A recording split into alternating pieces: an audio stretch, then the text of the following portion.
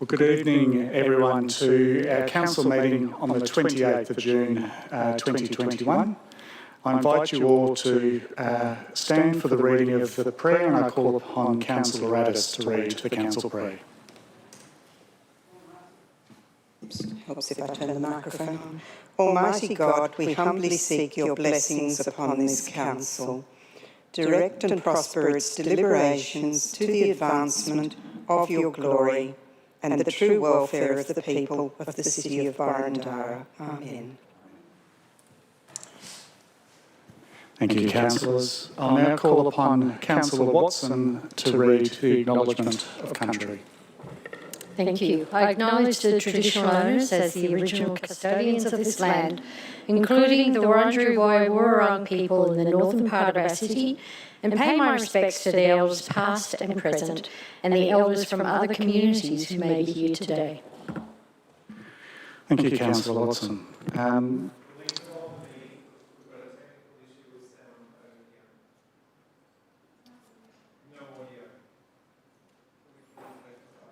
I move that we adjourn. Can I have a seconder for that? So seconded. Thank you. All those in favour? I declare the meeting adjourned until this audio is returned. Thank you.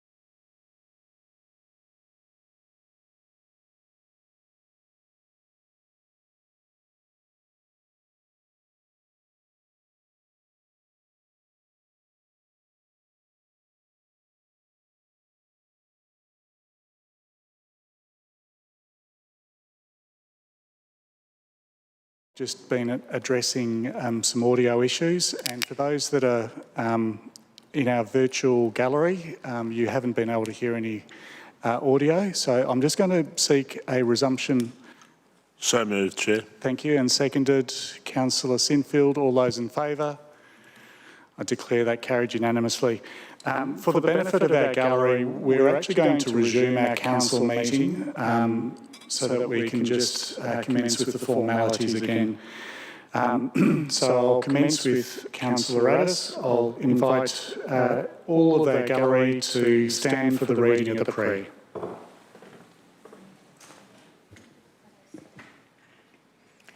Almighty God, we humbly seek your blessings upon this council. Direct and prosper its deliberations to the advancement of your glory and the true welfare of the people of the city of Burundara. Amen. Thank you, Councillor Addis, for your second attempt at the reading of the prayer. I'll now hand over to Councillor Watson, who's going to read the Acknowledgement of Country. I acknowledge the traditional owners as the original custodians of this land, including the Wurundjeri Woi-wurrung people in the northern part of our city, and pay my respects to their elders, past and present, and the elders from other communities who may be here today. Thank you, Councillor Watson. The health and safety and well-being of our community has and always will be a paramount consideration of Council.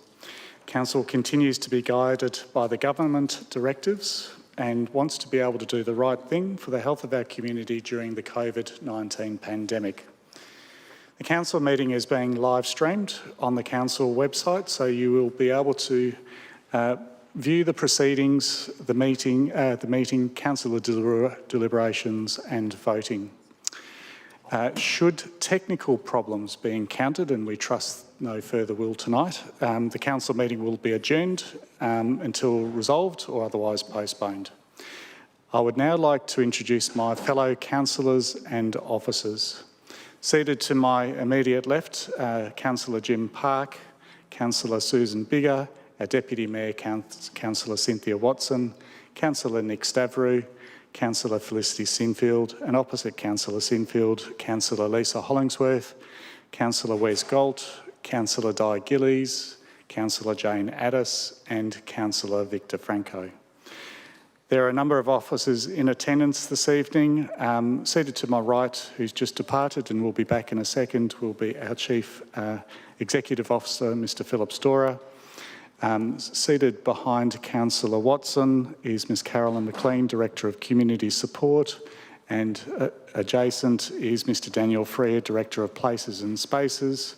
Seated behind Councillor Galt is Mr Bruce Dobson, Director of Customer and Transformation.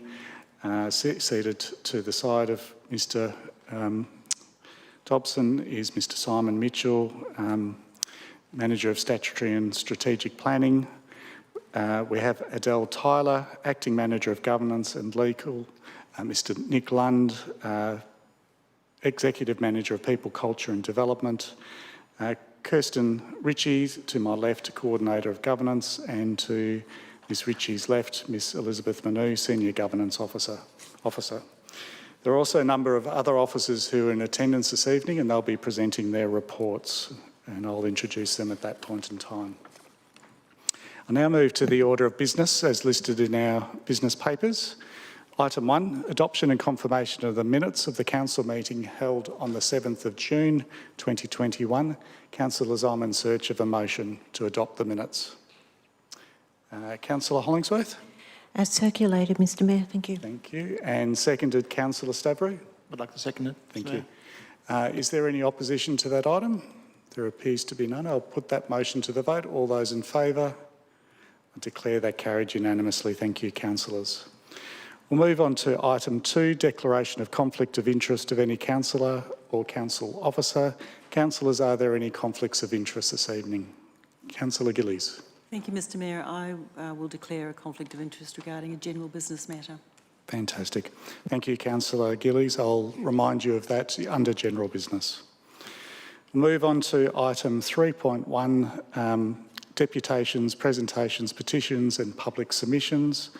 Ms Ritchie will introduce 3.1 petitions. Through you, Mr Mayor, you will note that there is one petition in the agenda for tonight's meeting, and I commend the officer's resolution to you all. Thank you, Ms Ritchie.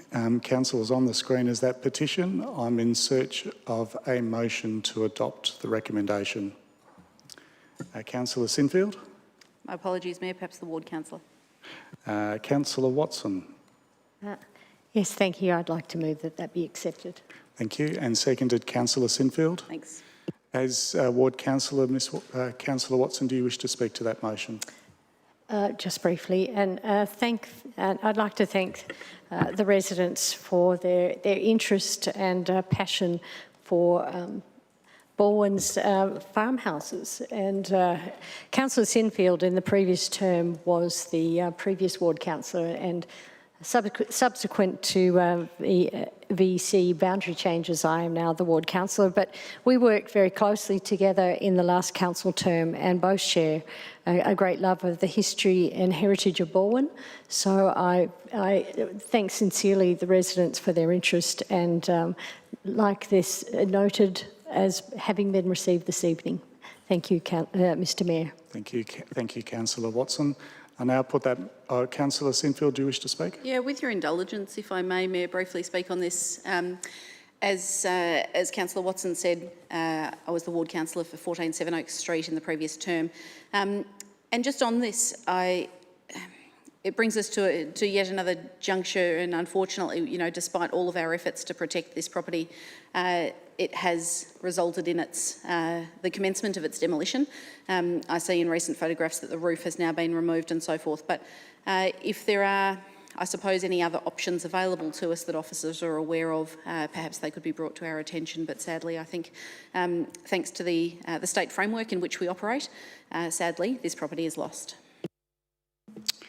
Thank you, Councillor Sinfield. Councillor Watson, do you wish to add any further? Thank you. I now put that motion to the vote. All those in favour? I declare that carried unanimously. Thank you, councillors. We'll move on to item 4 of our business papers, informal meeting of councillors. Up on the screen is our abstract, and this will be introduced by what's tabled in our report. Councillors, I'm in search of a motion. Councillor Park. So moved. Thank you. And do I have a seconder? Councillor Addis. Councillor Park, do you wish to speak to this motion? No, happy for the motion to be put. Thank you, Councillor Park. I now put that motion to the vote. All those in favour? I declare that carried unanimously. Thank you, councillors. We'll move on to item 5, public question time. Council encourages the submissions of public questions prior to 12 p.m. on the day of the meeting. Questions submitted prior to 12 noon will be provided with a detailed verbal response as well as a response in writing. Those submitted after 12 noon will receive a verbal response if possible, but otherwise will be taken on notice for a written response to be provided in due course. Ms Ritchie, do we have any public questions? Through you, Mr Mayor, tonight we have 2 questions with notice and no questions without notice. Thank you, Ms Ritchie. And we have received 2 questions, so I'll read out. Our first question is from Mr Ian Hundley, and the question subject is heritage overlay, and the question reads, please advise if the items of federal government funding discussed at the councillor briefings and discussions conducted on April 19, 2021 and May 3rd, 2021. The question relates to a matter on the agenda for the current council meeting and therefore is allowed in accordance with Chapter 2 of the Governance Rules. I call upon the Director of Community Support, Ms Carolyn McLean, to respond to this question from Mr Hundley. Through you, Mr Mayor, all matters discussed at a councillor briefing and discussion are confidential. However, the matters raised have been addressed in the report presented at the Services Delegated Committee prior to this council meeting. Thank you, and I believe we have Mr Hundley in the gallery. And Mr Hundley, you will receive a written response to your question in due course. Our second question is also from Mr Hundley, and the subject is the budget. The question reads, please advise of any variation items to expenditure and revenue in the proposed budget for 2021-2022, recommendation for adoption at this council meeting, which have been made in response to public submissions received on the proposed endorsement by council on April 26, 2021. The question relates to a matter on the agenda for the current council meeting and therefore is allowed in accordance with Chapter 2 of the Governance Rules. I call upon our Acting Chief Financial Officer, Ms Callista Clark, to respond to this question from Mr Hundley. Thank you, through you, Mr Mayor, and good evening, everyone. We thank you, Mr Ian Huntley, for your question. Councillors, the process in the past, there has been revisions from the community included in previous budgets when presented to Council for final adoption. In terms of Mr Ian Huntley's question in relation to the 21-22 budget, 37 submissions were received in response to consultation regarding Council's budget. Council heard submissions from 11 submitters. Of the 37 submitters received, officers have confirmed that 29 submissions relate to proposed initiatives included in the budget or are funded through normal operating budget funds, requiring no further allocations. There is a total of 8 submissions where officers have provided feedback and or do not support the need for any change to the budget for reasons expressed in the report to Council meeting 7th of June 2021. It's important to note that the budget is a critical element in responding to the community's aspirations as expressed through the Boroondara Community Plan and the allocation of resources required to achieve those outcomes. Each of the submissions has been considered in light of the priorities facing Council. There are inevitably worthwhile initiatives that are unable to be funded given the finite resources available in Council's budget. Thank you. Thank you, Ms Clark. And Mr Hundley, you'll receive a written response to your question in due course. Move on to item 6, notices of motion. Ms Ritchie, do we have any notices of motion? Through you, Mr Mayor, there are no notices of motion. Thank you, Ms Ritchie. And councillors, with your discretion, I'm going to make a couple of suggestions to the order of business this evening. I am of the opinion that items 7.3, 7.7 and 7.8, which relate to contracts and administrative items, can be moved en bloc. Councillors, I'm in search for a motion. Councillor Park? I agree, and I therefore move as an en bloc motion the recommendations of officers in respect of 7.3, 7.7 and 7.8. Thank you, Councillor Park. And do I have a seconder to that motion? Councillor Sinfield? Happy to second that. Is there any opposition to that motion? I'll now put that motion to the vote. All those in favour? I declare that carried unanimously. Thank you, councillors. The second part of my suggestion this evening, councillors, because we've got a number of large items on the discussion, I'm suggesting we bring forward item 7.9, which is the budget 2021 and the revenue and rating plan 21 to 25 for adoption, and 7.10, climate action plan, approved draft for consultation. Is there any dissension from that? There appears to be none. Thank you, councillors. So we'll move now to item 7.9, which is our first item on the budget. Budget 2021 to 22 and revenue and rating plan 21 to 25 for adoption. And in a short second, this will be introduced by Ms Callista Clark, Acting Chief Financial Officer.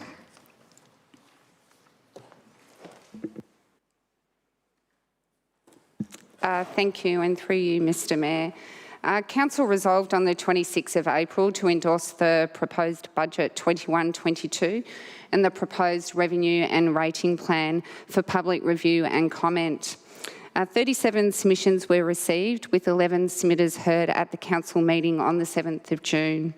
A summary of written submissions received are included in attachment 5, and officers' comments in relation to the submissions are noted. All submitters will receive a response in writing after the adoption of the budget. Attachment 3 in the report summarises the impacts of amendments made to the budget that were revised to Council after the proposed budget was received by Council at its meeting on the 26th of April. These primarily relate to the timing and finalisation of grant funding, and therefore this report recommends that Council adopt the 21-22 budget, revenue and rating plan, and declare the rates and charges for the 21-22 financial year in accordance with the Local Government Act 1989 and 2020 and Council's community engagement policy. I believe the Mayor would like to say a few words. Thank you. Thank you, Ms Clark. I'd like to start again by acknowledging the traditional owners as the original custodians of this land, including the Wurundjeri Woiwurrung people in the northern part of our city. And I pay my respects to their elders past and present, and any elders from any other communities that are here with us today. I'm very pleased to present the 21-22 budget and the revenue and rating plan for adoption by this council this evening. From the 28th of April to the 26th of May, the proposed budget was available for public inspection and comment. During this time, we received 37 written submissions from members of our community, 11 of which also requested to be heard at the council meeting held on Monday, the 7th of June. On behalf of Council, I would like to thank each and every person who took the time to review the proposed budget and make a written submission. Your feedback is valued and plays an important role in helping us ensure the budget delivers on what is important for our community. The COVID-19 pandemic has brought about a significant impact to our community and our state, and Council has not been immune to these impacts. We have suffered substantial losses in revenue due to COVID-19, and this has been a challenging budget to finalise for all councillors. However, I'm confident that the proposed 21-22 budget will deliver the support, investment and infrastructure our community needs to thrive, whilst also remaining in line with the Council's commitment to sustainable budgeting, responsible financial management and the Victorian Government's rate cap for 2021-22. We have some significant projects in this financial year, including the $68 million Kew Recreation Centre redevelopment, which is on track to be completed by mid-2023. We also have the restoration and development of the existing buildings in the Canterbury Gardens through our $11.3 million investment in a new Canterbury Community Hub precinct. And the Heritage Gap Studies will continue to be important work of reviewing and protecting our heritage properties and places. We will also continue to work on a number of important strategies, including the Burundara Bicycle Strategy to support sustainable transport options, the Reconciliation Strategy to formalise our commitment to reconciliation in our community. We know that the COVID-19 pandemic has demonstrated the importance of our community open spaces and facilities. So we're continuing to make this a priority by dedicating $800,000 for the Open Space Acquisition Fund, which is designed to acquire additional open space for community purposes as the opportunity arises.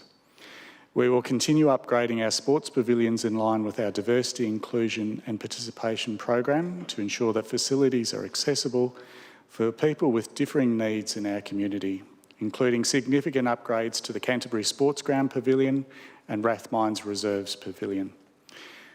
We know that our community values the environment and taking sustainable action. We're also taking steps to minimise our impact on the environment through a range of environmental initiatives, including the finalisation and adoption of our new Climate Action Plan. And to continue to progress sustainable initiatives such as our LED lighting and heating and cooling upgrades to reduce our greenhouse gas emissions. Over $29 million has been committed to maintaining our infrastructure, including our drains, our footpaths, our cycleways, roads and our community buildings. A further $19 million has been committed to maintaining our parks and gardens, biodiversity and street trees. Our community members are at the heart of everything we do, so we are continuing to transform the way that we provide our services to our community through the investment of digital services and simplified systems, such as easy online registrations. As outlined to councillors in April, and also to the community, the budget is structured around the 7 themes of the Boroondara Community Plan 2017 to 2027 and the Council Plan 2017 to 2021, and describes the council aims during this term and the allocation of resources required to achieve those outcomes. I'm confident that this budget will ensure Boroondara continues to be a great place to live and remains a vibrant and inclusive city, meeting the needs and aspirations of our community. Thank you again. Councillors, I'll now turn to you if there are any questions in relation to our officers. Councillor Galt. Thank you, Mr Mayor. I'd like to foreshadow the moving of a motion. Thank you, Councillor Galt. And do you have any questions of officers? Not at this point in time. Thank you. Thank you. Are there any questions of officers? Councillor Galt, you foreshadowed a motion. Thank you, Mr Mayor. I'd like to move that we accept the officer's recommendation with the addition of one additional clause at the end, clause 12. If we could please get that up on the screen, that'd be appreciated.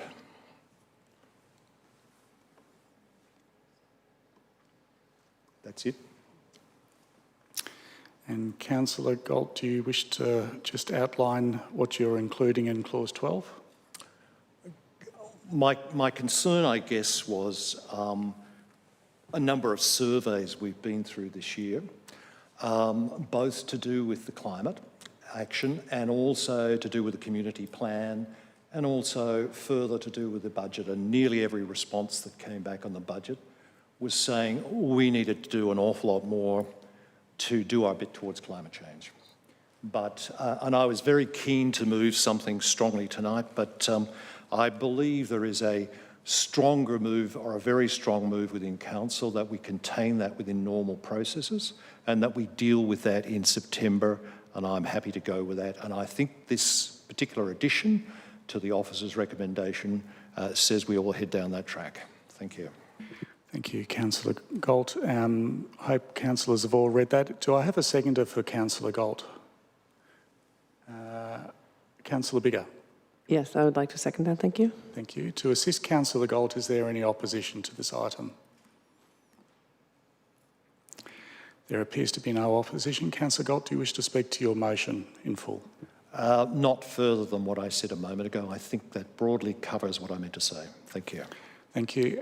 Councillors, this is obviously a very important budget for our community, so I will open this up to further commentary, obviously recognising that there is no opposition to Councillor Galt's motion. Councillor Hollingsworth. Thank you, Mr Mayor. Thank you for your opening to talk about the budget before us here this evening, and I'm very happy to support the alternate motion that Councillor Galt has put there. I just wanted to acknowledge once again that we had such incredible presentations and verbal submissions from our community with regard to the consultation of the budget, and looking at the volume of people that expressed a very strong interest in matters certainly about our climate and environment, which formed roughly 38–40% of the submissions that were received. So I acknowledge that number 12 here reflects that, and just wanted to highlight to the community that we definitely have been listening to all that you've said. I also wanted to acknowledge just one organisation, being the Boroondara Bicycle Users Group, because you mentioned the bicycle strategy, and their submission was very comprehensive, and I just wanted to thank them for their ongoing advocacy to assist council, and certainly not ward specific but Boroondara wide specific. I also wanted to acknowledge the various submissions from representatives of sporting organisations all across Boroondara and their strong advocacy for renewal of pavilions for diversity inclusion, and I'm pleased to see this budget is recognising what many clubs have been asking for a very, very long period of time. Look, in addition to that, I feel very, very comfortable with this budget, and I think we have worked very well as a council cohesively, and I'm very proud to see this before us, and thank you. Thank you, Councillor Hollingsworth. I was a little bit remiss, Councillor Biggar, as the seconder. Do you wish to speak to your motion now, or seconder, or do you want to reserve your right at the moment? I'm happy to reserve my right and come back. Thank you. Councillor Franco. Thank you. I'd just like to make the point that the budget reflects the collective outlook of council as a whole in light of our deliberations, and that means that for each of us it doesn't reflect individually what we would individually desire, but it's the collective outlook of this council. And for some of us, that collective outlook, the ultimate budget that's come before us may be closer aligned to our individual views, and for some it may be a little bit further. I welcome Councillor Galt's motion, which goes some way to addressing, say, my own personal view as to what might be in the best interest of our community in terms of putting a lot more, a bit more of funds towards environmental outcomes. I think from that point of view, for me, the budget needs a greater lift, and I think even with the 1 million, I think that's a very modest amount in the grand scheme of the budget as a whole, considering the overall capital works outlay and the various other aspects of the budget. Look, so I'll just leave it at that, and I'll note that I'll be voting in support, and I hope that we do at least come back to address at least this modest amount in September, and I think it is a very modest amount that we're talking about in the grand picture, the grand scheme of things. Thank you. Thank you, Councillor Franco. Councillor Addis. Thanks very much, Mayor. Look, I too do support this addition, and I certainly think that what we're doing is important, but I'd also like to emphasise that this isn't something new. This has been a long journey for those of us who have been on council for a number of years. It hasn't just started, and I know that in the response that the officers gave, they did draw our attention to the many, many things that council, and very much thanks to a lot of hard work from the officers over many years, that council has done to achieve all the really important things we've achieved for the environment, and which demonstrate our commitment, FOGO being just one of many things. And while it's easy to say, this is all there is, in fact, it isn't all there is. There are numerous things throughout our budget that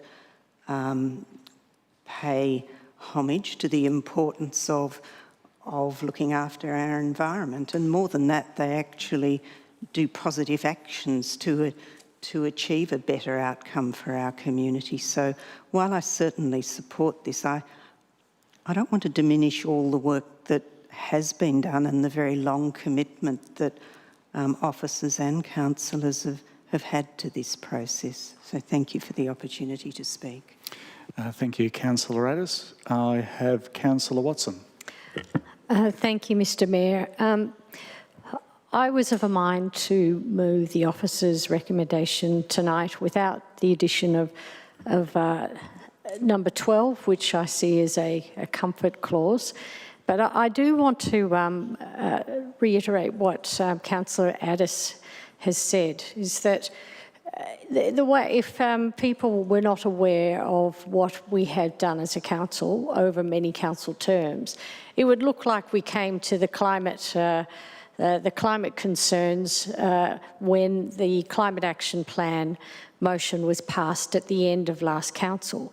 And that's just not true. This council has been committed to looking after the environment and beautiful Boroondara for the last 10 years. We had a strategy policy document which guided things we put into the budget and goals we set to achieve through the document called Our Low Carbon Future.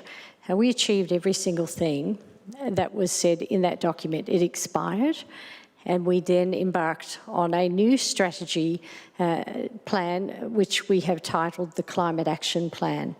I have concerns about, I have no concerns about the process, because that is indeed the process we follow, where we consider things before us and we look at possible amendments. In September, that is business as usual, and it's quite proper. To signal to the community that we may do things up to $1 million is something I'm not particularly fond of, because I think we examine proposals on their merits, and it could be $5 million or it could be $500. It all depends on what's before us. So it could give our community a false sense of alarm or a false sense of hope. So I'm not particularly supportive of the number of $1 million. I am supportive of the process. I see this amendment as possibly giving comfort to people in our community, whether they're small or large, I think is a matter for a debate. But nevertheless, there will be some who find this something that gives them a degree of certainty that we are indeed paying attention to the environment, and we express that through the Climate Action Plan. It's a reporting process, and we will await the officer's completion of that report, and we will indeed look at the recommendations and move that forward as a council. So I will be supporting the motion before us tonight, but want it noted what the thoughts that I've expressed tonight. Thank you. Thank you, Councillor Watson. Councillor Park. Thank you, Mayor. For 5 of our colleagues, tonight is their first budget, and so welcome to the process. For Councillor Addis and I, it's our 9th budget, and I wasn't particularly planning on speaking, but Councillor Addis's words inspired me to say a few words myself. Firstly, to endorse everything that she had to say, but secondly, to point out that whilst there's great enthusiasm, and understandable too, about being able to sit around this table and pass a budget and talk about climate, Councillor Addis and I have been doing that for 9 years. And this council has a very strong record. Perhaps it hasn't been as well promoted as it might have been, but in terms of results, and certainly I think there's more that will be said about that soon, but in terms of results, we're leading many of our councils. In terms of the 79 councils in Victoria, our track record is remarkable. And whilst I support the motion that's been moved by Councillor Galt, I don't think it ought to, the addition of an extra paragraph ought not to draw unnecessary focus, because the bigger picture is that it's a responsible budget. It's a budget that, as we've become accustomed to in Boroondara, actually invests the funds of our ratepayers responsibly and advances the interests of our residents and other stakeholders. And that's really what matters at the end of the day. But there's nothing new here. We haven't suddenly become woke. It's simply a case of business as usual. And in terms of public feedback and submissions on the budget, we heard from Ms Clark, who pointed out that many of the submissions that were made had already been addressed in the budget. And that's the experience that we've had, certainly for the past 9 budgets that I've participated in, that's the experience that we've had. And the feedback is always taken into account. It's not always acted upon because sometimes it's not appropriate to act upon it. And sometimes we're in a much better position based on officer advice and expert reports. But we do listen and we do take it seriously. And it's not at all uncommon when we do the quarterly reviews of the budget, starting with the September one, to make adjustments. So this year will be no different. Thank you, Councillor Park. There appear to be no lights on. Councillor Biggar, do you wish to say a few words? I do, thank you. So for me tonight, I'm very happy to support the budget and particularly the motion that's been put forward by Councillor Galt. I think that ultimately a budget, and I do acknowledge that it is my first one here, but it is not really about council. I don't think ultimately is about our community, about how we want to live, what things that are of concern to us as a community. And I think our responsibility, as we all know, is to try to enact the wishes of our community in what we do. And I think that this, the point about climate is, in my view, fundamentally important because if there's one thing I've heard through in many, many forums over the last 8 or 9 months, it has been that our community, like our state and nation and world, are concerned about the environment. And so I think that we as a council have a responsibility to respond to what we hear. And I certainly want to thank, as others have, thank those who took the time and effort to write to us as individuals, to make submissions and to speak, because it's challenging to speak in a public forum about something like that. And so I think that, and we have heard that, and I know that there has been consistent feedback about the issue of climate over the last few years. And I certainly would want to be encouraging people, as on our next point, as we're about to hopefully put the Climate Action Plan out for consultation. I would hope that the community takes the time and effort to read it and to give us their feedback and to be confident that we are listening, that we hear their voices, because that is our responsibility, is to hear those voices. So I'm, along with other councillors, I'm very happy to support this tonight. Thank you, Councillor Biggar. There appear to be no lights on, so I'm going to return to the mover of the motion, Councillor Gold. Thanks very much.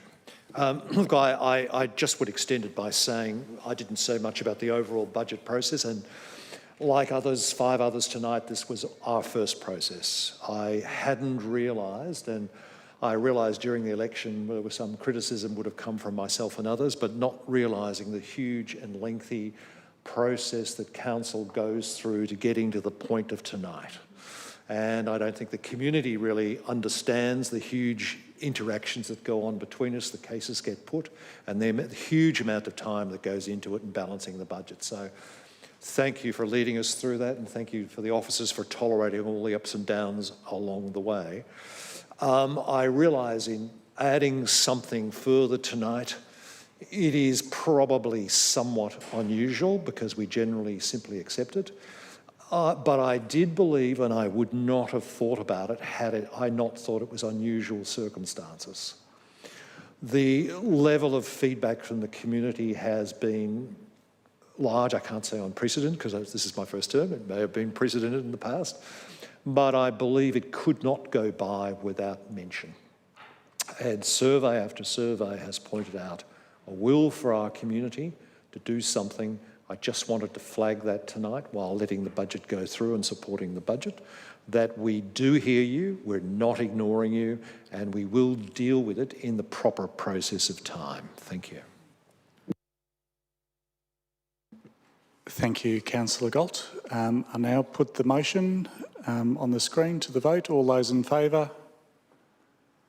Declare the 2021-22 budget carried unanimously. Thank you, councillors. It's a nice little segue into our next item, which is 7.10, the Climate Action Plan, the endorsement for community consultation. And this will be introduced by Mr David Shepherd, Manager of Environmental Sustainability and Open Space. Thank you, and through you, Mr Mayor. This draft plan has been created in response to a resolution of the previous council which required the creation of a climate action plan. We've been supported in this process by the 6 councillors on the Climate Action Plan Advisory Group who've helped us work through various challenges in preparing this draft. Through 2 rounds of consultation on the Climate Action Plan and through consultation on the Burundara Community Plan, we've heard strong feedback on the need for council to take action on the climate. Councillors have also received strong feedback about this topic in the lead up to the election and in relation to the budget, as we've just heard. This plan and the funding allocated positions council to respond to that feedback. As we've prepared this document and analysed the data, we've found that council operations now account for just 1% of the emissions in Burundara. As a result, the plan focuses not only on reducing council's emission, but also on how we work with others to reduce community emissions. The crux of the draft plan are the targets and the actions. Targets are set for council operations and aspirational targets for the broader community. Council will become carbon neutral in 2022 and the community will become carbon neutral in 2035. Successful accomplishment of the aspirations is reliant on other levels of government, businesses and the community also taking action. The draft plan sets out a range of actions which we've broken up into a matrix format. This covers the key sustainability themes which contribute to climate action, and under each theme the actions are broken into corporate actions, partnership actions, adaptation actions and policy and advocacy actions. The adaptation actions are important as they're small achievable actions which can help the community gain momentum towards some of the larger actions and targets. Part of the officer recommendation tonight is to appoint an individual councillor to the Executive Committee of the Eastern Alliance for Greenhouse Action. The majority of other councils in the Alliance are currently represented by a councillor. This will require council to nominate who will be council's representative as part of the resolution. The remainder of the recommendation is to release the draft for consultation and to receive a report in September on the outcomes of that consultation with a final plan and a supporting implementation plan, which will be developed over the next few months for adoption. Thank you. Thank you, Mr Shepherd. Councillors, are there any questions of officers?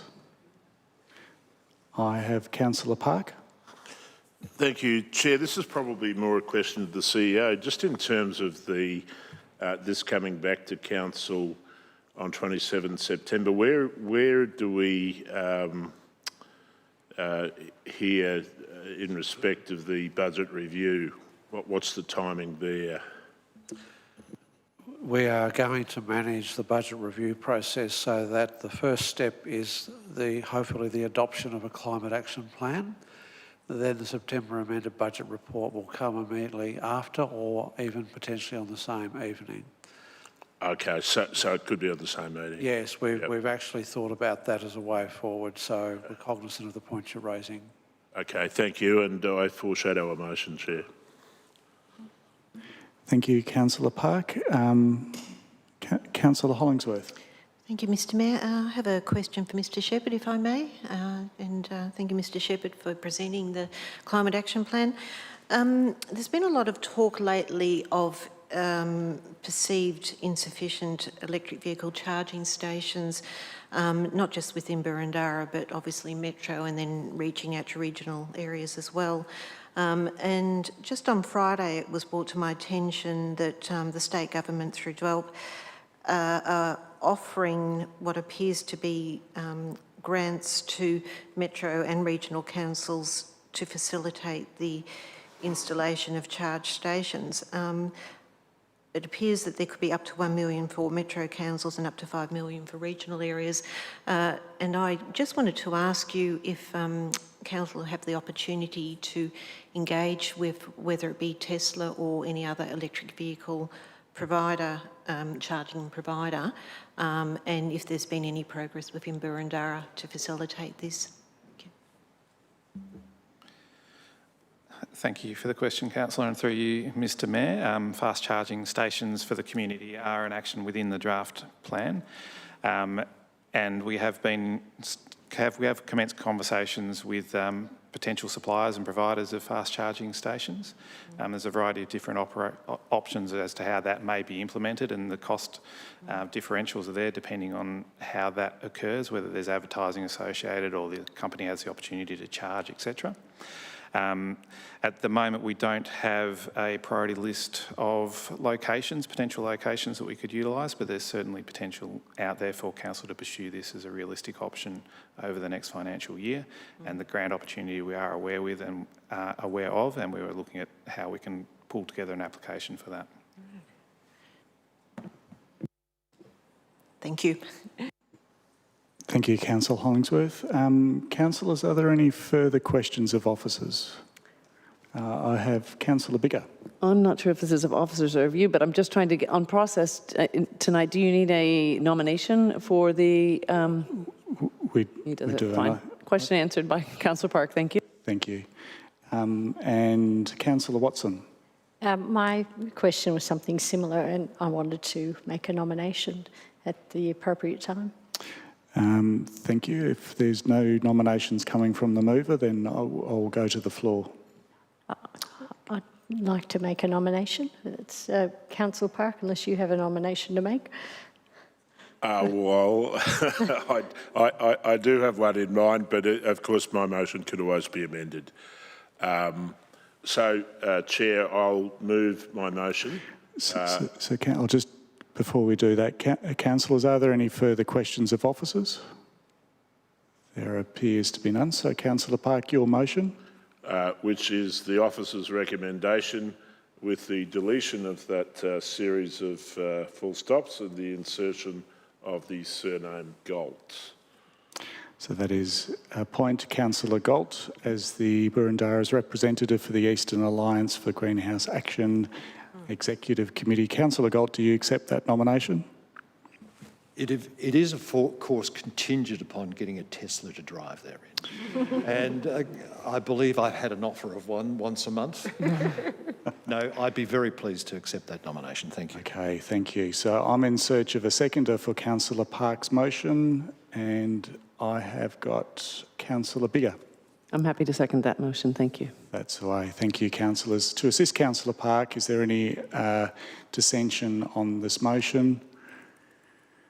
There appears to be none. Councillor Park, this is a subject close to your heart. Do you wish to speak to your motion? Indeed it is, and it has been for a very long time. This is the culmination of a great deal of work over many years. Look, I don't see the point in grandstanding about it, so I won't. The fact is that we're at the point in the process where it's about hearing from residents, and in terms of what council has come up with through its process and through the good work of the committee, of which I'm not a member, but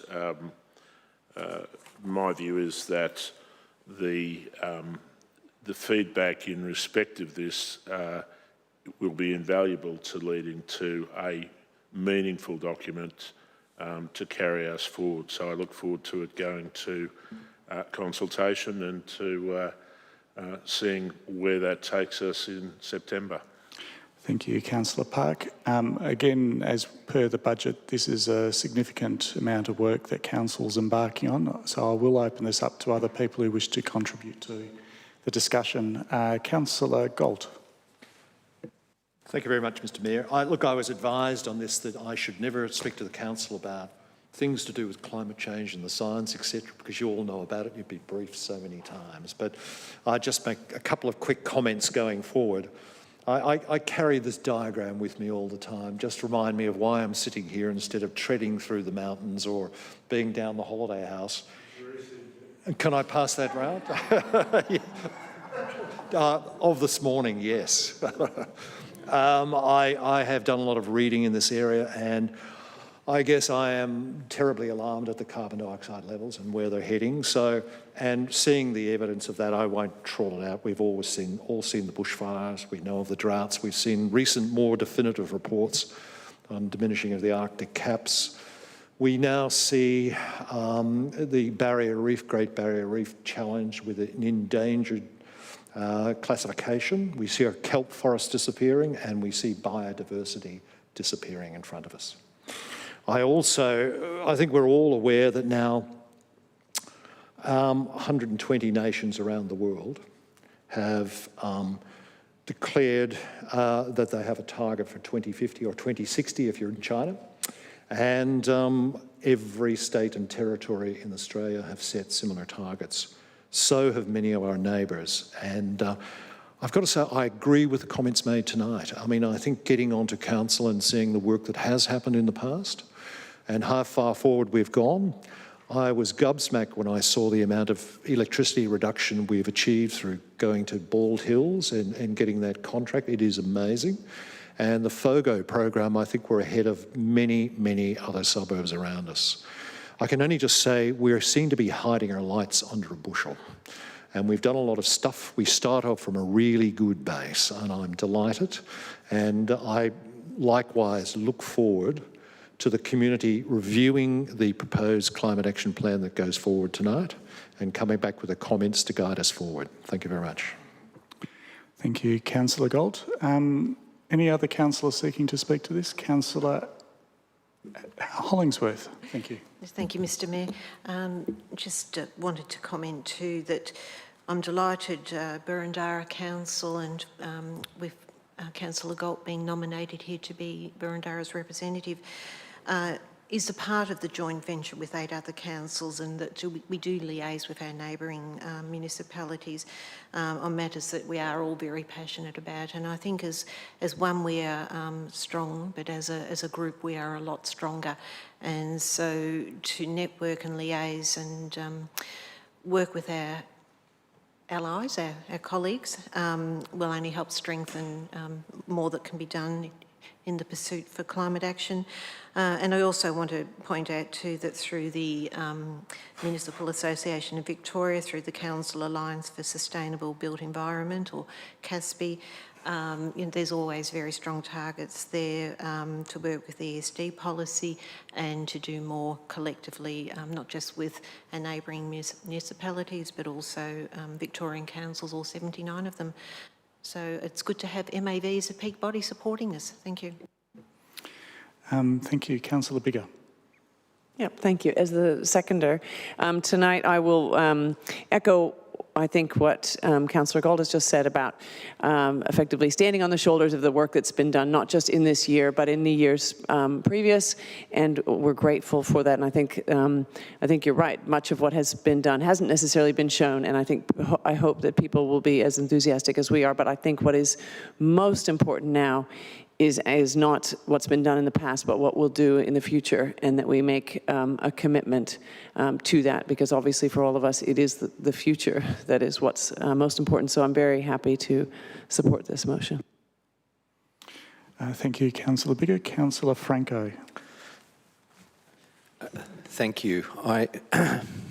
I'd like to acknowledge the work that Councillor Galt has done in chairing the advisory committee, and I'm pleased that he is accepting the nomination as our delegate for the Eastern Region Group.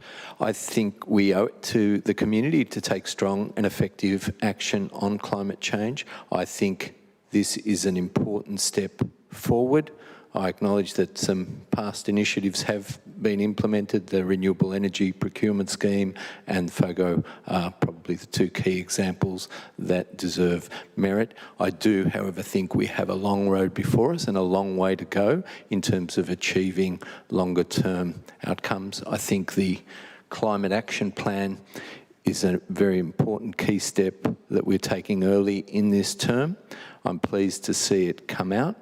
I must say I think we'll get a lot of feedback, and I'll welcome and look forward to seeing that feedback, because I don't think the action plan that we're releasing goes far enough, particularly in terms of the lack of an implementation plan or an action plan that actually sets a key framework and way forward over the next term. And I anticipate that we'll be getting a lot of feedback in relation to that, and I think that feedback will be critical to improving the draft action plan that we've got before us. And I think also looking at the funding that goes with it and our budget and our overall budget. And I know other councillors have commented already on that issue during the budget deliberations, but I think it's really important to look at the two issues together.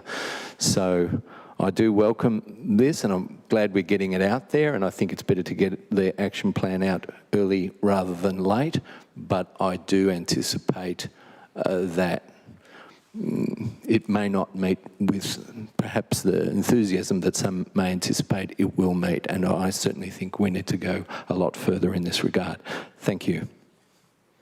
Thank you, Councillor Franco. Councillor Stavrou. Thank you, Mr. Mayor. I too welcome the plan and thank my colleagues and particularly the officers for the hard work that they put into this plan. A plan like this does not come into existence in a few months. It obviously requires a lot of groundwork to have happened quite a while ago. And I think it's evident in some of the measures that have already been in place, which I think will contribute in terms of greenhouse emissions more than some others, particularly the FOGO plan, which is a plan that's been in place for over a year now, as we've seen our Mayor in the celebration. I think one of the key things for me as a learning curve and working in this committee has been that what a great pleasure it is to live in a council like Boroondara and to see that the community has been supporting measured risk mitigation against climate change, and how the council, existing council, previous councils have heeded those calls and have already put in place a lot of the foundations that are going to set us well. I think that's particularly important because it's going to have to be a partnership. It's going to have to be a partnership between your council and the community, particularly an asymmetric partnership because, as you've heard from our officers, there's 1% of the emissions are generated by the council footprint or the council's assets. The remainder comes from our community, and that has to be the crucial thing if we're going to achieve those great outcomes that we all want. Part of that is going to be information. Information is going to be the crucial, nexus to do that. And this plan will begin this process by providing you what we are saying are going to do, what's going to inform our strategic actions in the future. And hopefully that information will galvanise the community to actually make the appropriate changes that we all need to make. Obviously, we will be there to support, but as I said, the big challenge is the big quantum that greenhouse emissions are happening in the community right now. So I commend the plan, I certainly support it, and hopefully we'll receive great feedback and great suggestions from our community. Thank you, Councillor Stavrou. Councillor Galt, I just noticed your light was on again. I put it on again, that's why. Did you? Well, I might, before I come back to you, Councillor Galt, I might go around those that haven't spoken, so I might go to Councillor Addis next. Thanks, Chair. I'm rather hoping that the community will see this very positively, like many of us do, and that they will be very grateful for the truly excellent work our officers have done in putting together such a comprehensive plan. It is an excellent document that's had a lot of work put into it.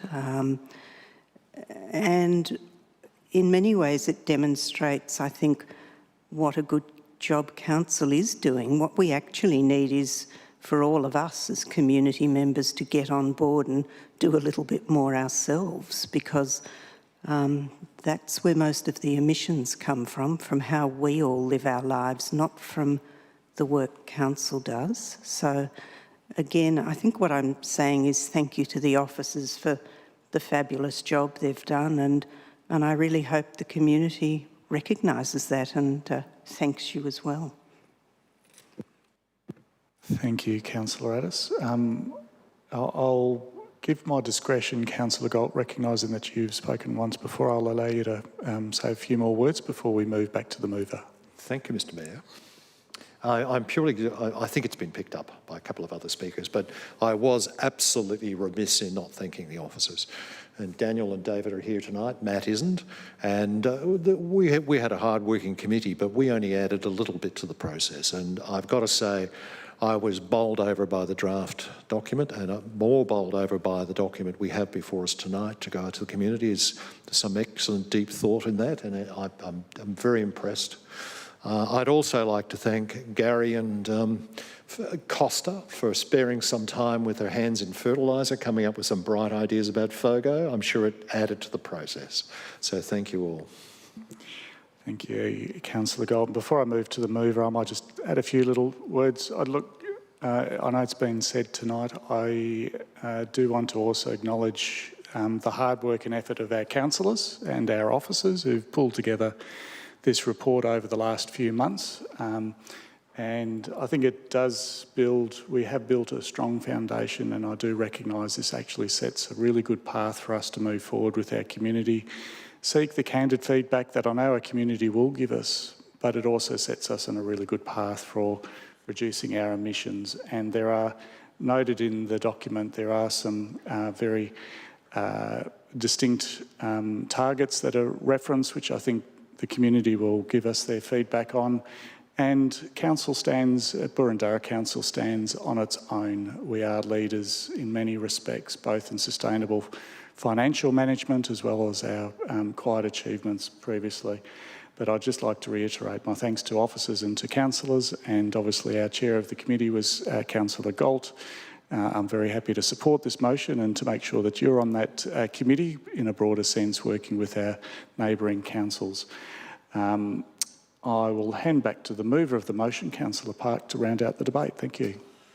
Thank you, Mr Mayor, and I was delighted to hear Councillor Galt speak again. I'm not ordinarily, but I was tonight because I think he made an important point, and that is that his view was that this is an excellent, well thought out document.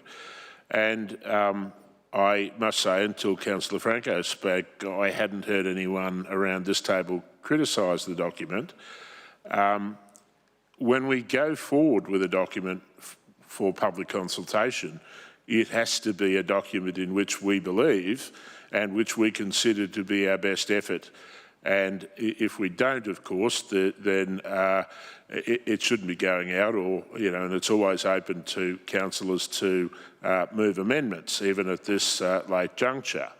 So I gather, I think there was about 6 councillors on the committee, and I gather as to the other 5, they all think it is our best work, and it's a great place to commence this process. So I must say it's upon that basis that I move this motion.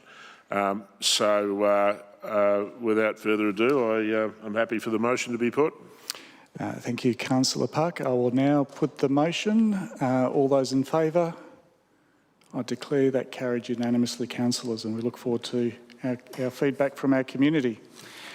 We'll return back to our agenda. We'll actually move on back in time a little bit to item 7.1, which is the Burwood Village Shopping Centre, Shopping and Business Centre Marketing and Business Development Fund.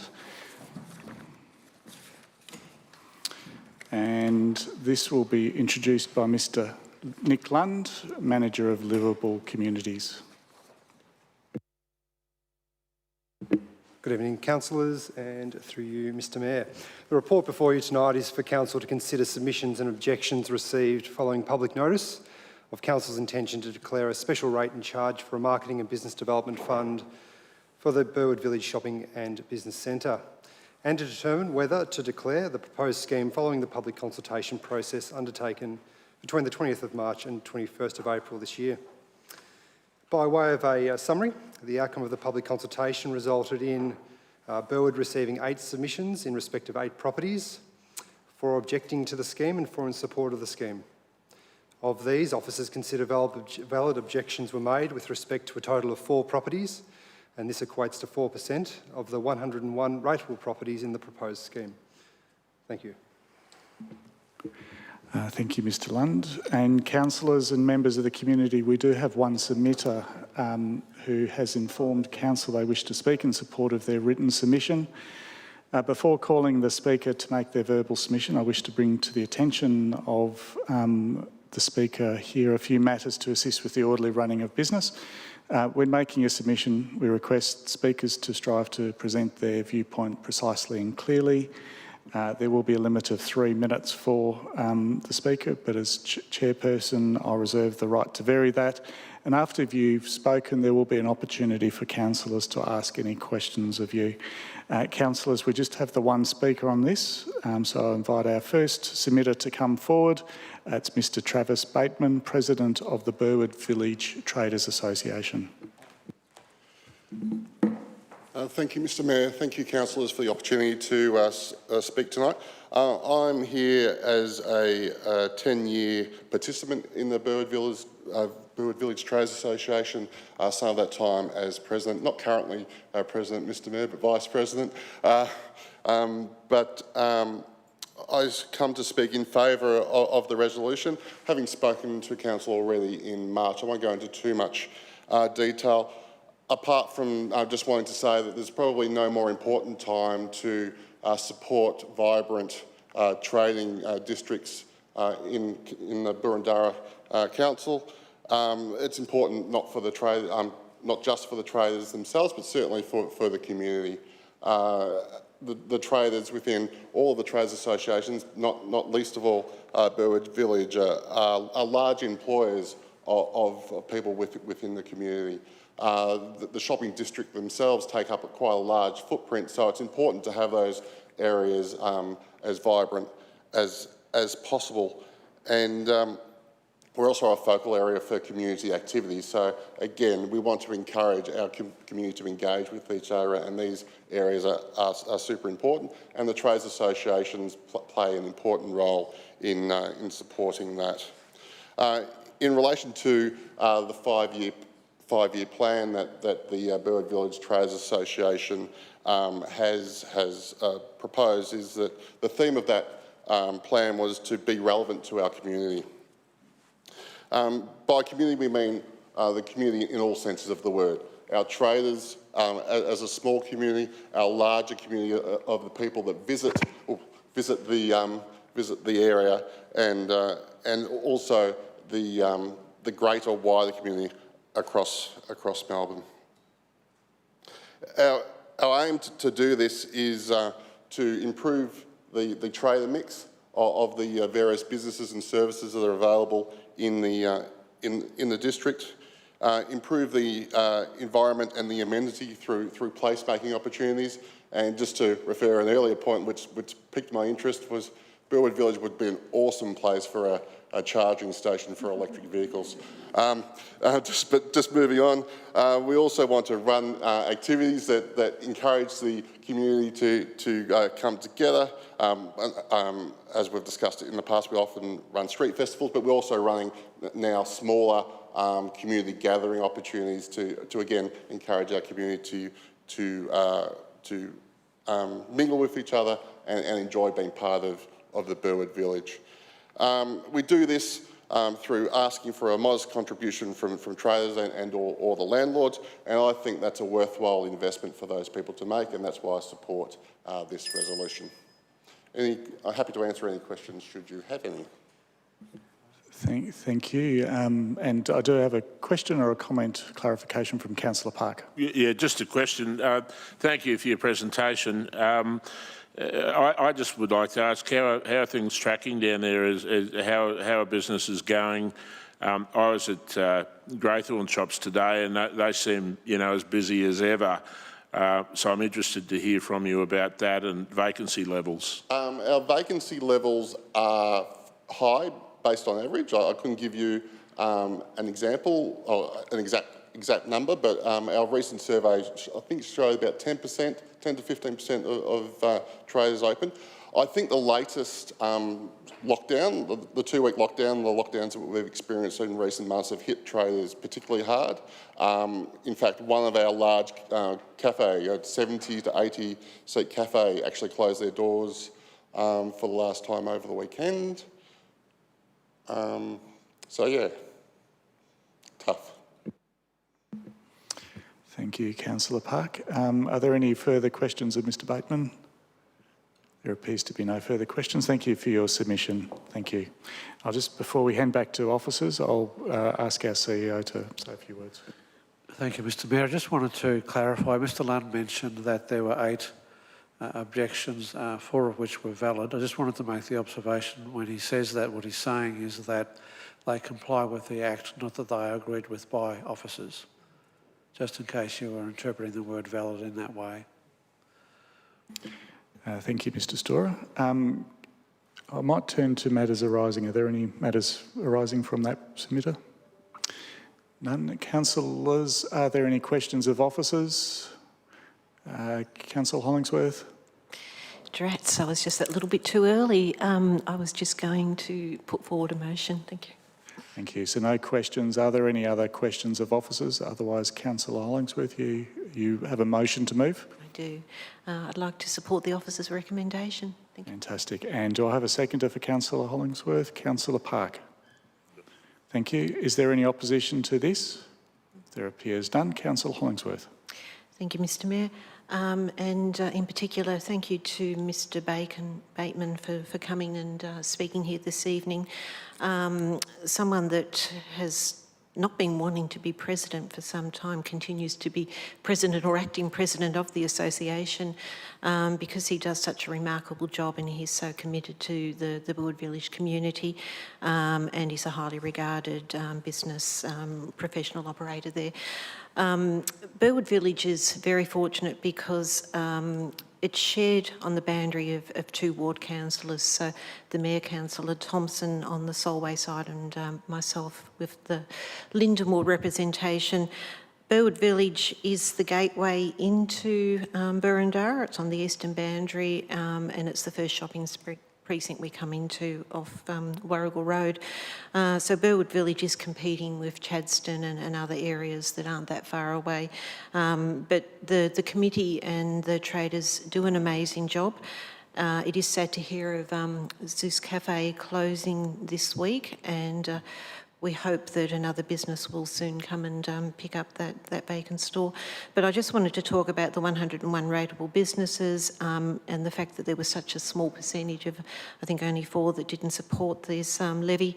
The special rate and charge is more an investment as opposed to a levy in the sense that it's money that is collected and held within council and then it's proportioned back to the village and it goes towards very vital marketing, promotion, graffiti removal. It's a revenue that supports the business precinct and shared by all businesses. It's an equitable, modest levy that doesn't put the onus on individuals, but it is shared collectively. I think it's a wonderful initiative. Wanted to thank Mr Lund and Alana for all their work and Lucinda here as well, who do a remarkable job supporting the village. Thank you. Thank you, Councillor Hollingsworth. As there was no opposition to this motion, I'll now put the motion to the vote. All those in favour? I declare that carried unanimously. Thank you, councillors. We'll move on to item 7.2, which is the Camberwell Junction Shopping Centre Marketing and Business Development Fund. And this will also be introduced by Mr Nick Lund, Manager of Livable Communities. Thanks. Sorry. Through you, Mr Mayor. This report also is for Council to consider submissions and objections received following the public notice of Council's intention to declare a special rate and charge for a Marketing and Business Development Fund for the Camberwell Shopping and Business Centre, and to determine whether to declare the proposed scheme following the public consultation process undertaken between the 20th of March and the 21st of April.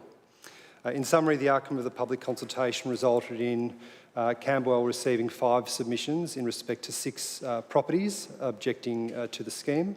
Of these, officers consider valid objections, again, as the CEO exclaimed before. So officers consider valid objections were made with respect to a total of 5 properties. This equates to 0.7% of the 692 rateable properties in the proposed scheme. Thank you. Thank you, Mr Lund. And councillors, I believe we have 2, possibly 3 speakers. Could I just get a show of hands of the speakers on this item? So we have 2 speakers, I believe. Submitters who've informed council they wish to speak in support of their written submissions. Again, as per the previous one, just calling speakers to make their submissions as part of the orderly running of business. Request speakers to strive to be as precise in their viewpoints as concisely as they can permit. That's what happens when I go off script. There are also 3 minutes for each speaker. So after you've spoken, if you can please wait, and councillors may have questions for you. So I'll call forward our first submitter, Mr Stan Malachowski. If you can come forward, please. And if we can just commence with your name and address, followed by your presentation. Thank you. Yeah, thanks for the opportunity to speak to council. My name's Stan Malachowski. I and my wife are owners of 2 suites in 685 Burke Road, 106 and 409. So, we're up. So thanks for the opportunity to explain our small community to the broader community. So at 685 Burke Road is a set of office suites. There are 45 suites in the building. 45% of those are owner-occupied and 55 are investor landlords such as myself. There are about 50 businesses where some of the businesses occupy 2 suites.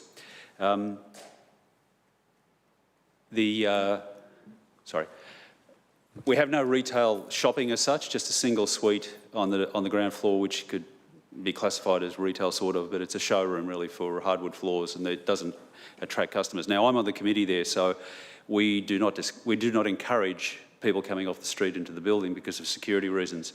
In that group of 54 suites, we have people who are professionals, doctors, physiotherapists, and a number of people who have privacy concerns. In fact, of that 45, of the people there's probably about 20% of the people who like to be relatively anonymous in the building. There are people like family lawyers, people who have data security concerns and so on. So we don't want to have people coming in off the street. So from a retail perspective, we are as far from retail as you can possibly imagine. We also have security concerns and the limitations of what the OC Act permits us to do. We can't, for example, guarantee security at a suite level. We're not permitted to do that because our boundary ends at the common area and the suite doors are owned by the owners, not us. So, and just on the 2 points about the rate, it's a fixed number. We pay council rates based upon our pro rata size, etc., and that's fine. But for some reason, this is a fixed fee, and it's a relatively large percentage of the cost. So just to explain to you commercial properties, and I said to you there were 2 classes of people, the owner-occupiers and the landlord-investors. There's a bit of a dynamic of a push and pull between them, and you've got to strike a balance between the management, the cost of management of the building and the service you provide. This is a graph which I calculated based upon sales of properties going back to 2010. This is all in 2010 dollars. This is the value of properties per square metre. So between 2010 and 2016, our outgoings increased steadily, and there was a huge churn because people were trying to get out of the building. It's a bit difficult. This is unlike residential property, of course, which increases in value relentlessly. There's a burst in value in 2017-18, which if I understood fully why, I'd probably make a fortune in the market. But the property then fell back, and it's recovered now since we got onto the committee and were able to turn around the costs and reduce the outgoings by 30%.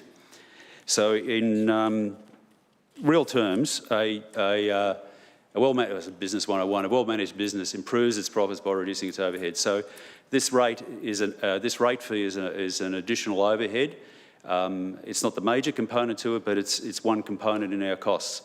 So the special rate charge, in my opinion and the opinion of a number of people in the building, diminishes the property value, reduces our capacity to place tenants because the tenantability goes Mr. inversely to the... If you can just wrap up your presentation, thank you. And it's a large proportion of the baseline fees, and if successful in attracting general traffic, will significantly compromise the security and well-being of people in the building. Thank you very much for your presentation. Councillors, are there any questions of our presenter? There appears to be none. Thank you, Mr. Malachowski, for your presentation. Thank you. I'll now call forward our second presenter, Hank Kelly-Cobes, President of the Camberwell Centre Association. And if we can, thank you, once you're ready, if we can just... Big smile. If we can just commence with your name and address followed by your presentation. Thank you. Hank Kelly-Cobes. I'm based at 554 Camberwell Road, Camberwell, and also, of course, the Camberwell Place. Not as a shop anymore, as you're probably aware. We are coming back, though, so don't worry about it. I'm President of the Trade Association, and I'm just supporting this as per... We have done this since 1996. We had the rate levy in. We started with 0.08% of our rates, and now we're down to 0.045% of our rates. So we're reducing the amount that we're asking from our traders and our professionals every year since 1996. I've been president since 2000. Yeah, 21 years. So, and Kerry Daly, our centre manager, has been there even longer than me. And the people who've been here, like Philip, know how we've been working with the council to try and help everyone in our precinct and the council. Our levy contributes to a huge amount of marketing. We've reduced the dollars again last year and this year because of COVID, because there's no physical activity. So we've dropped about 50 grand impost on our tenants and landlords, so that's also a good thing. As for our precinct, it is still the #1 precinct in Melbourne. We're only down to about 12% vacancy, which is 26 stores and probably around 40 offices, but it's much better than anyone else. Anyone that's seen our work, and the ones long-term councillors would know that we have one of the best committees in Melbourne, definitely in Boroondara. We support all our communities, we support community activity, we do more marketing than most centres do, and we do it very, very well. We've got very good resource people, and we have very good people that we engage. The other thing I wanted to mention too, I've printed upside down, we also are part of the community programs. We work with Josh Frydenberg on community programs, and he's also supplied over the last 5 years over $200,000 worth of funds to put cameras, CCTVs in our precinct. The last 5 are going in now, which are there to protect the 2 major car parks on both sides and make sure that everyone's covered so we can help the police and reduce our graffiti, which the first one's already did. We also work with the Camberwell Market, of course, Sunday Market, which is a big part of our work as well, and they also provide funds to the centre, and we help them out, and it does work very well. So overall, our marketing has always been very, very good. As for our business people, yes, it is slightly hard to realise what the benefit they think this is, but if you make Camberwell a place to be, and Camberwell highlights on the web and advertising, your people will look at Camberwell if you were a lawyer or a doctor or a professional as well. So it is part of that whole marketing campaign of the Camberwell Junction area. Thank you for your presentation. I'll just wrap you up there. Councillors, are there any questions of our presenter? There are no questions. Thank you very much for your presentation again. Thank you. There are no matters arising. So, councillors, are there any questions of officers? Councillor Biggar. Yes, thank you. It really is a question of my own, for my own clarification. In understanding what we're able to do in terms of whether or not, I presume there's no ability to excise a particular building, for instance, out of the plan, as long as it's a commercial building. Is that am I interpreting that right? And that's why, for instance, even though the case it's made about 685 Burke Road is quite a reasonable case. Can you just explain the limitations to me? Thank you.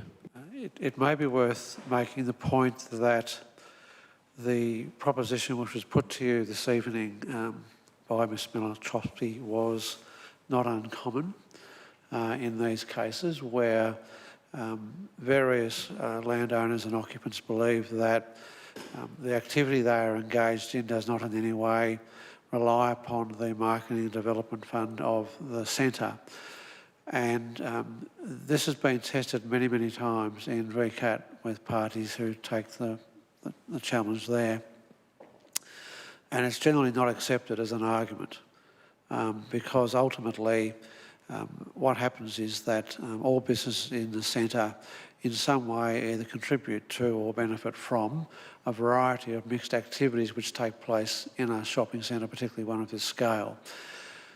It's not always possible to quantify all of those benefits in dollars and cents, but it becomes very difficult if you then start seeking to create exceptions. Very, very difficult to quantify the basis upon which you would do that. So I guess what you tend to find is it's not an uncommon concern to be raised, but generally speaking, it makes more sense to leave all the properties in, and VCAT tends to support that approach whenever these issues are tested with them. Thank you. Thank you, Councillor Biggar. Councillor Gillies. Just to foreshadow a motion when you're ready. Thanks, Mayor. Thank you, Councillor Gillies. Are there any other questions of officers, councillors? There appears to be none. Councillor Gillies. Thank you, Mr Mayor, and a special thank you to Henk Kelly-Cobes for coming in tonight. Henk's business, as I think many of us know, has had some trying and challenging times in recent times, but his commitment and dedication to the Traders Association has been extraordinary and outstanding for a long time. With regard to the rate, sorry? Sorry, you've got a motion to put forward, Councillor Gillies? Yes, the motion as per the officer's recommendation, please. Thank you. And I'll just search for a seconder to assist you. Councillor Hollingsworth, I think your light was on next. Happy to second? Happy to second, thank you. Thank you. And I'll return back to you, Councillor Gillies. Sorry for interrupting. That's all right, thank you. Managed to slip in the thanks to Henk, though, before he goes home. Thank you. The rate provides a very valuable resource and is well utilised across a wide range of promotional and marketing initiatives, including the employment of a coordinator without whom it probably wouldn't be possible to operate deliver the initiatives. The rate supports things like graffiti removal, business networking functions, the Traders newsletter, the website, various advocacy roles, really amongst a long list. It's very well utilised, the money is well spent, and it specifically aims at keeping the centre viable and attractive. To Mr Storer's point, it's not really just about individual benefits, it's about the collective benefit of attracting people into the area and hoping they'll stay and utilise the services and spend some money. I acknowledge that there were 4 objections, but out of 692, and I believe they have been addressed specifically, and I commend the motion to my colleagues. Thank you. Thank you, Councillor Gillies. I did not ask if there's any opposition. Is there any opposition on this? There appears none. Therefore, I will now put the motion to the vote. All those in favour? I declare that carried unanimously. Thank you, councillors. So we'll move on to item 7.4, which is the adoption of the Children and Youth People's Action Plan. And this will be introduced by Mr Andrew McHugh, Manager of Health and Wellbeing Services.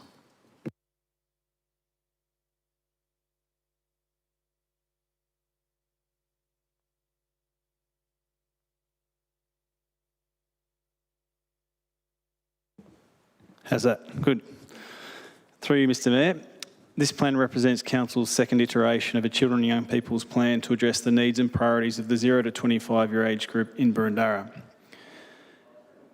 Extensive community consultation was undertaken during 2020 to define the needs and priorities of children, young people and families. Over 900 individuals participated in initial consultation regarding the development of the Children and Young People's Plan. A number of age-appropriate consultation methods were used to ensure the voice of the child was captured directly. Based on the community's input, the draft Children and Young People's Plan was developed. It was then circulated to the community at the end of 2020 for feedback. There was a general sentiment the plan was reflective of the priorities of children and young people in the Boroondara community. The plan was amended based on feedback received and updated to include impacts of COVID and BCP consultation feedback from children and young people. Officers are seeking endorsement of the plan and proposed actions. Thank you. Thank you, Mr McHugh. Councillors, are there any questions of officers? There appears to be none. I'll insert... Councillor Addis? A motion when the time comes. Thank you. There appears to be no questions, so Councillor Addis, your motion? It is the officer's recommendation that's up on the screen before us, please, Mayor. Thank you. And to assist Councillor Addis, Councillor Watson? Happy to second that motion. Thank you. Is there any opposition to this item? There appears none. Councillor Addis. Thank you. Just briefly. The adoption of this plan is the result of a community consultation, which, when I read it, it was very supportive of what the officers had put out to them. And I want to thank the officers for presenting such a comprehensive and interesting document. Our 0 to 25-year-olds, which this covers, are a significant proportion of our community, and their welfare is our future welfare. So this is an important piece of work that allows their voices to be heard, and thereby I think ensures their well-being, because their voices, which actually did pretty much support what the officers were thinking, but their voices guide us in the actions that we then enact to ensure the welfare of our young people. They said some very interesting things. They certainly were highly supportive as a group of our parks and green spaces, and I think Council's very aware of that, and we all value those things very much too. So in many ways, what they're saying is very consistent with our community plan. So I commend this plan to you all and look forward to the actions that will flow from it. Thank you. Thank you, Councillor Addis. I'll now put this motion to the vote. All those in favour? I declare that carried unanimously. Thank you, councillors. We'll move on to item 7.5, Instrument of Delegation, Council to Chief Executive Officer and Council to members of Council staff.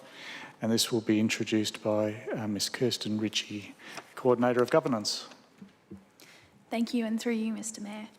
Council is empowered by Section 11 of the Local Government Act 2020 to delegate its powers, duties or functions with some strategic exemptions. Section 11(7) of the Act requires Council to review all delegations which have been made under Section 11 of the Act within 12 months of the general election. The amendments to the delegations are all minor in nature, with no significant variations proposed. The primary changes have been made to officer titles to reflect the new titles and roles created as part of the organisational redesign. Council officers have noticed that the instruments attached to the agenda contain incorrect dates in the footer and the execution clause in the Council to Council staff delegations. These errors have been corrected in the hard copy instruments that will be sealed and annexed to the minutes. I commend the officer's recommendation to you. Thank you, Ms Ritchie. Councillors, are there any questions of officers on this item? Councillor Watson? Not a question, just a foreshadow a motion at the appropriate time. Thank you. There appear to be no lights on. Councillor Watson, your motion? Thank you. I'll be brief. I think this is largely procedural, and so I endorse the officer's recommendation and thank them for their considerable work. To note that there's 227 pages to this report, so comprehensive, and recommend this motion to my colleagues. Thank you. And I'm in search of a seconder. Councillor Sinfield, I think your light was on next. Is there any opposition to this motion? There appears to be none. Do you wish to speak to your motion? I know you've said a few words. I think I've said everything that needs to be said, so happy for the motion to be put. Thank you, Councillor Watson. I'll now put the motion. All those in favour? I declare that carried unanimously. Thank you, councillors. We'll move on to item 7.6 of our agenda papers, recommendations of Audit and Risk Meeting and biannual report from the Audit and Risk Committee. And this will be introduced by Mr Chris Hurley, Integrity Coordinator. Thank you, and through you, Mr Mayor. Councillors, as noted in the report, Council's Audit and Risk Committee held its most recent meeting on 19 May 21, where 15 reports were considered by the committee. Attachment 1 of the report provides you with the recommendations from the committee in relation to each report considered. The committee's recommendations include the endorsement of Council's fraud and corruption control policy for council adoption, and councillors will be aware of a recent report by the Victorian Ombudsman into alleged procurement fraud at the City of Melton. I can advise Council's Acting Chief Financial Officer and the procurement team have commenced an analysis of the Ombudsman's report to identify any learnings for Boroondara and any opportunities to enhance our processes and controls. A full report will be presented to the August Audit and Risk Committee meeting. Councillors, this report also includes the biannual report from the Audit and Risk Committee as required by Section 54(5) of the Local Government Act, thus satisfying that legislative obligation. Officers will be happy to answer any questions. Mr Mayor. Thank you, Mr Hurley. Councillors, any questions of officers? I believe Councillor Park and then Councillor Stavrou. Thank you. I was just interested at page 488 of the report, or 35 if you're going off the asset accounting policy. You with me? Yes. It indicates there both the useful life and the proposed useful life of. I was particularly interested in road substructure. I understand it's a substructure, but that struck me as an incredibly long time.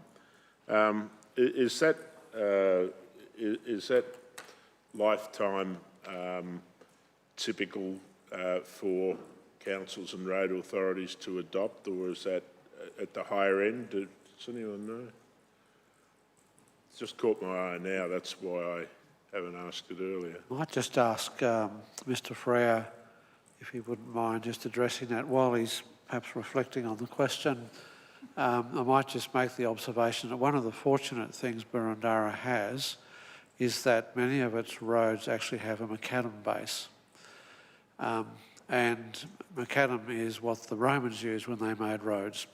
It lasts a very long time.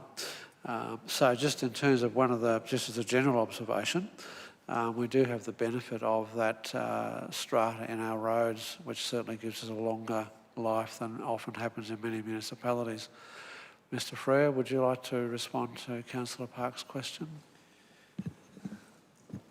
Yes, thank you, Mr Mayor. Sorry, of course, my computer's decided to freeze at the time I'm trying to search for that page. So if you can just bear with me for one moment further. And look, I should say I don't mind if officers just revert. It wasn't intended to, you know. No, that's right.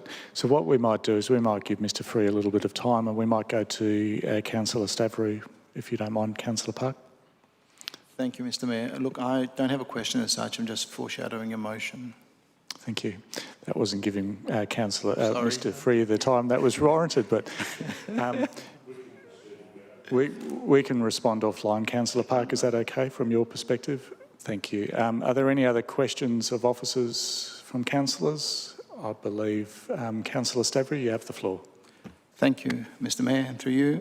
Look, firstly, before I move the motion, intend to move the motion, obviously, to accept the officer's recommendation. Thank you. And I'll just, in search of a seconder, Councillor Park. Thank you. Councillor Stavrou. Oh, is there any opposition to this item? There appears none. Councillor Stavrou. Thank you, Mr Mayor. I think I got it right now. Look, as I said, a lot of work goes into this report. Obviously, you'd see with the detail that has been put in there, and obviously a lot of the intense work happens at the Risk and Audit Committee, and even more intense work at the appropriate audit levels, first layers and second layers of defence. And I was happy to hear Mr Hurley discuss the Ombudsman's report. I think these things are poignant, and I guess this particular issue that was referred to happened since our last Risk and Audit Committee, and I'm particularly happy to have spoken with the officers and have seen that they're obviously onto it immediately. And the only thing that I would highlight from the overall report is the internal audit plan has also got provisions for us to keep reviewing our processes, and that should give us comfort for the great work that happens in council. So thank you very much, and I commend it to my fellow councillors. Thank you, Councillor Stavrou. I'll now put that motion to the vote. All those in favour? I declare that carried unanimously. Thank you, councillors. We'll move on to item 8, general business. Councillors, are there any items of general business? I understand we will have a leave of absence from Councillor Gillies. Shuffle my papers around. Thank you very much. You want me to read it out now? Thank you, Councillor Gillies. I have a general conflict of interest in the matter in accordance with Section 127 of the Local Governance Act 2020 and the governance rules. The nature of the general conflict of interest is I'm applying for leave and therefore have a direct interest in the decision because it directly affects me, and this is in conflict with my public duty. Thank you, Councillor Gillies, and we'll just ask that Councillor Gillies is escorted from the chamber.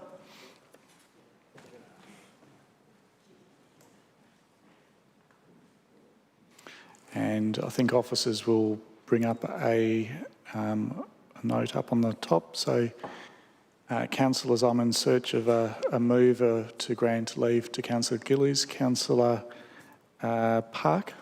Yes, so moved. And seconded, Councillor Hollingsworth. So second, thank you. Is there any opposition to that? There is none. I'll put that motion to the vote. All those in favour? Declare that carried unanimously. Thank you, councillors. So we'll invite Councillor Gillies back in to join us.